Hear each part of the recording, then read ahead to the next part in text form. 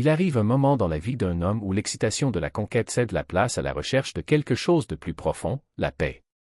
Pour beaucoup, ce tournant se produit à 40 ans. Avez-vous déjà réfléchi à la raison pour laquelle cet homme qui était toujours à la recherche d'aventure, de validation et de relations éphémères change soudainement complètement de position? Ce n'est pas un signe de défaite, encore moins d'abandon de l'amour. Quelque chose en lui s'est transformé. L'énergie infatigable qui était autrefois consacrée à la chasse est désormais dirigée vers quelque chose qu'il comprend enfin comme étant infiniment plus précieux, sa propre tranquillité d'esprit. Il ne s'agit pas d'abandonner ses rêves, mais de mûrir. Après 40 ans, l'idée de réussite relationnelle connaît une révolution. Les critères changent.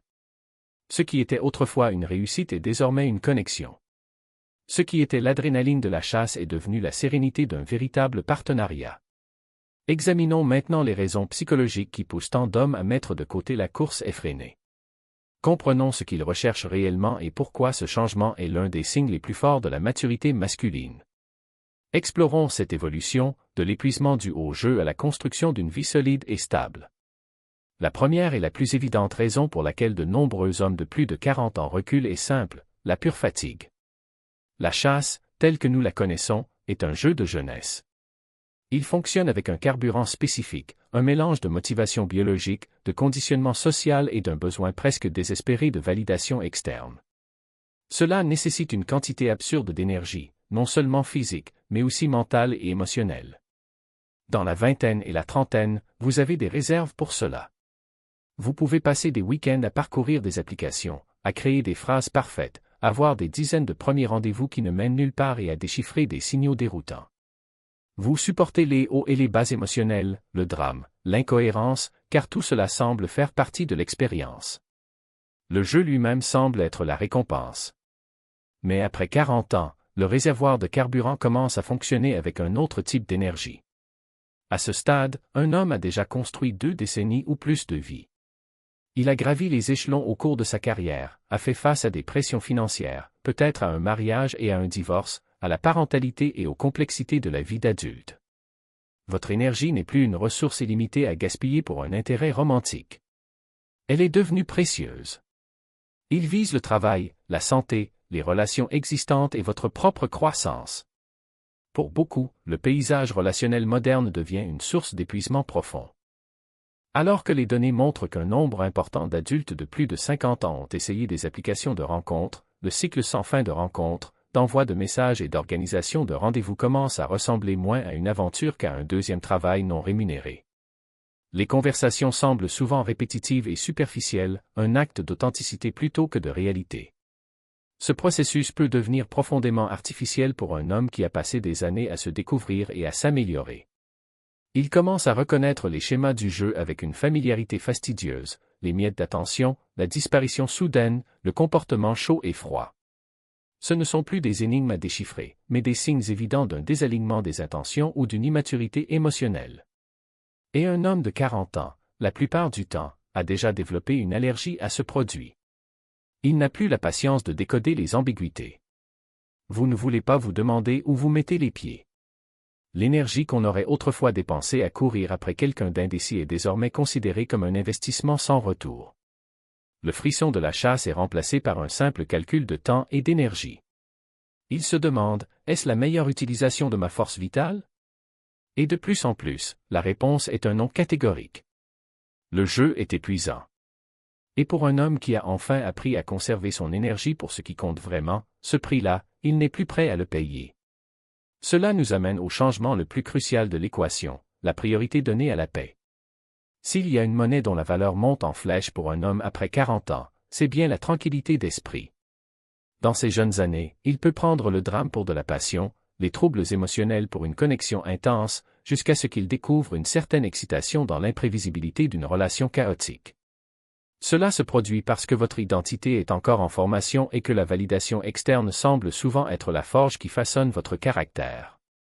Mais à 40 ans, il a probablement compris le véritable coût du chaos. Peut-être avez-vous vécu une relation difficile, un divorce difficile ou des années de drames romantiques qui vous ont épuisé émotionnellement. Il a appris, souvent à ses dépens, que le manque de paix dans sa vie personnelle contamine tous les autres domaines de son existence. Cela empoisonne la concentration sur le travail, érode les amitiés et nuit à la santé physique et mentale. On sait que les conflits chroniques dans les relations augmentent les niveaux de stress, avec des effets négatifs tangibles. Un homme de 40 ans a généralement travaillé dur pour se construire un havre de paix. Il ne s'agit pas seulement de votre maison physique, mais de votre état intérieur. C'est un samedi matin tranquille avec un café et un livre. C'est la routine qui vous permet de rester centré.